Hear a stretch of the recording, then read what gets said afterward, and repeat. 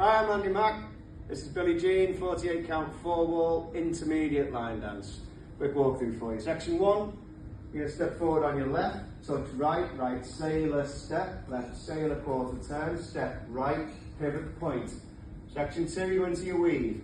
Over, side, behind, side, step, weave, over, side, behind, unwind, half a turn.